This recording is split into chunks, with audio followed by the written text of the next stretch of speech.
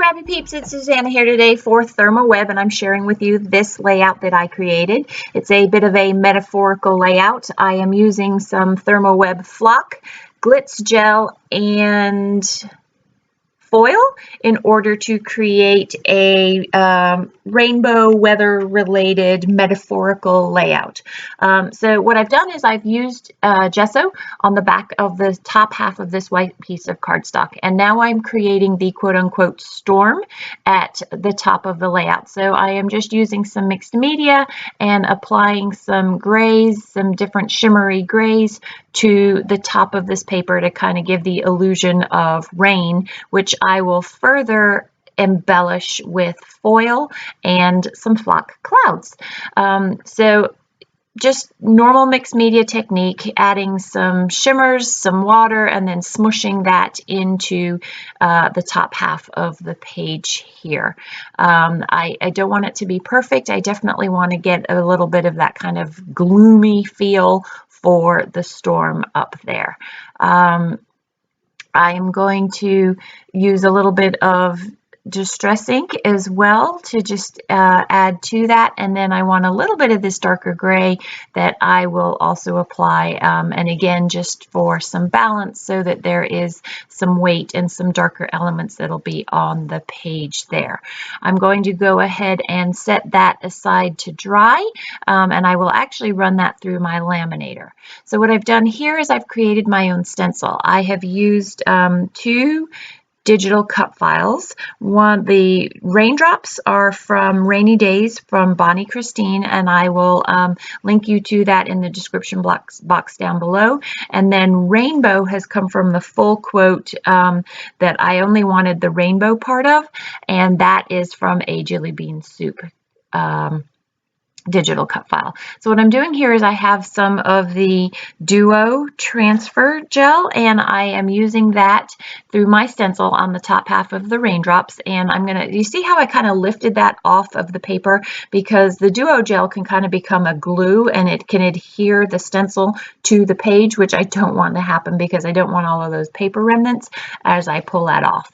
So I've lifted that off, and now I'm going to carefully work around Rainbow and try not to stick my hand in the Duo gel or push down the stencil at the top there as I apply the different glitter gels to Rainbow. So I have 7 different colors. I have red velvet. This is sweet mango that I'm putting in, and then I'm actually going to use a Rina K instead of a Gina K neon glitz for the yellow. I could have used gold, but I wanted that brighter pop of yellow that the neon provides. So this is Hello Yellow, and then I'm going to use green grass, then turquoise sea, brilliant blue, and then my purple is actually the wild lilac.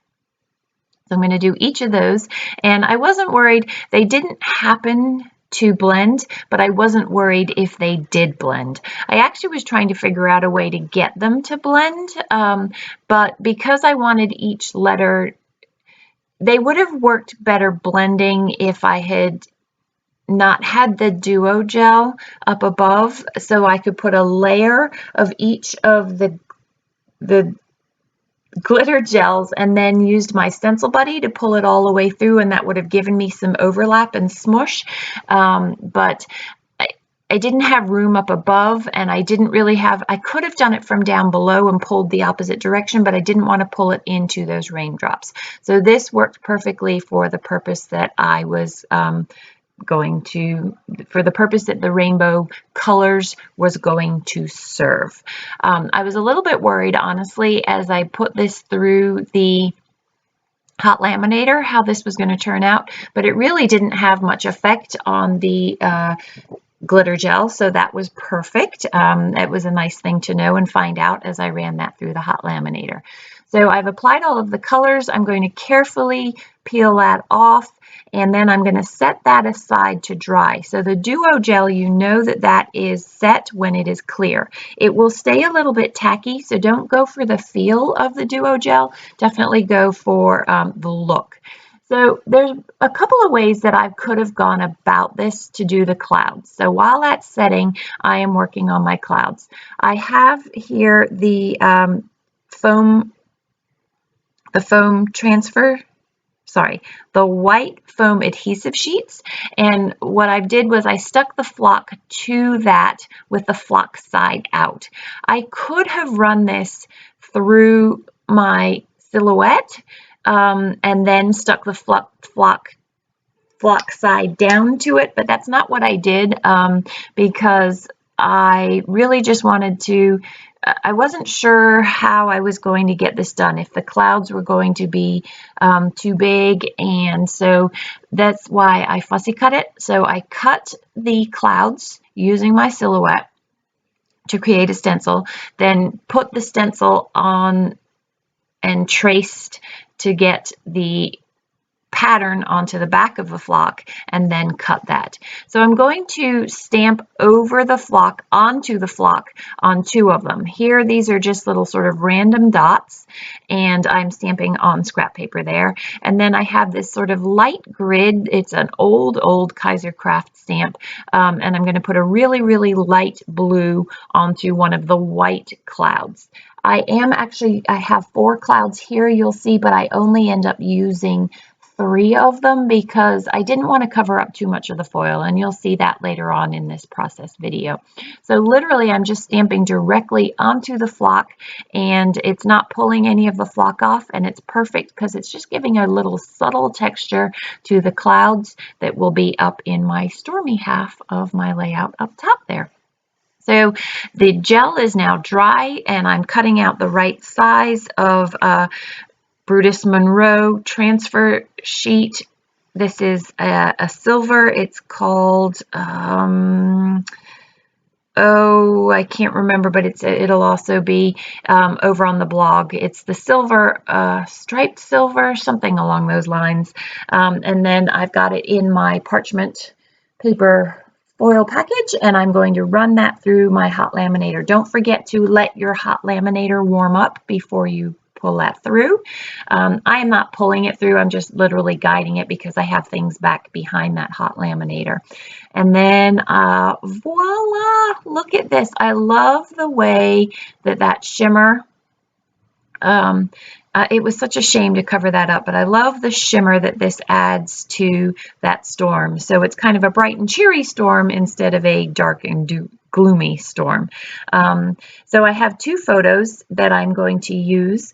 They are of a storm while we are staying at home, enduring our COVID-19 stay-at-home days, our quarantine.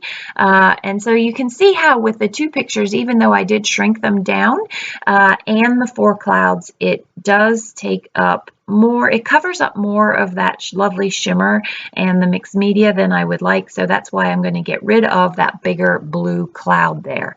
It also allows the emphasis to stay on the photos and the sentiment, or the quote. So the quote says, "There is a rainbow of hope at the end of every storm." And it's a bit of a metaphorical quote, because this is a storm while we are still staying at home and practicing our social distancing, so that we can let this whole COVID-19 pandemic blow over and we can go back to our normal. I do think it's going to be a new normal, and that's sort of the meaning of this quote, is that there is a rainbow of hope. I hope we come out of this as better people, as less selfish people, as more considerate people, and that we endure this storm with a bit more grace on the other end of that. And my journaling is on the back of this layout because I did want to journal about it and why I used the metaphorical quote.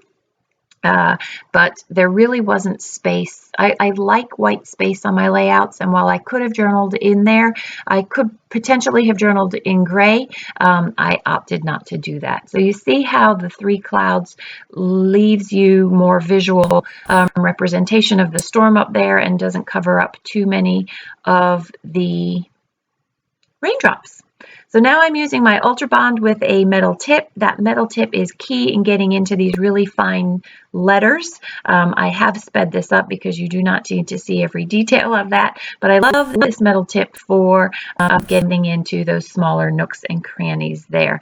That is the bulk of what I have used for ThermOWeb, and you can see how that is pretty much the bulk of the layout. I'm going to apply 2 strips of pattern paper and a label, and then a word phrase that says "we can do this together" up the top, which is white.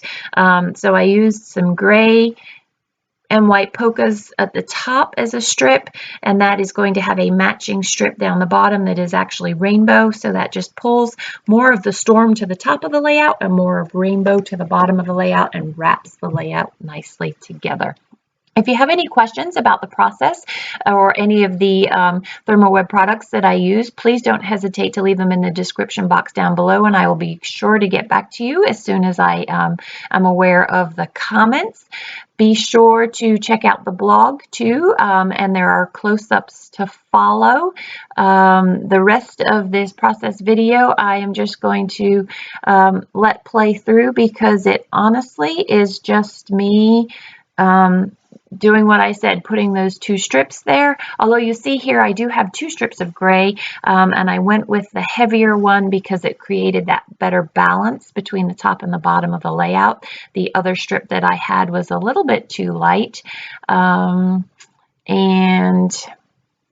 just these 2 LE Studio goodies here, and that will wrap it up, my friends. So there is a blog post for this if you are not really into the visual of the process video, so you can be sure to head over to the blog and see what's over there. It's pretty much the same, kind of trying to talk you through what I am doing a much better job of, I feel like, visually representing here in this process video. So be sure to head on over to the blog. If you have any comments, please don't hesitate to leave them in the box down below. Enjoy the close-ups. Thanks for stopping in today. I hope you're doing well and weathering out this storm well. Take care.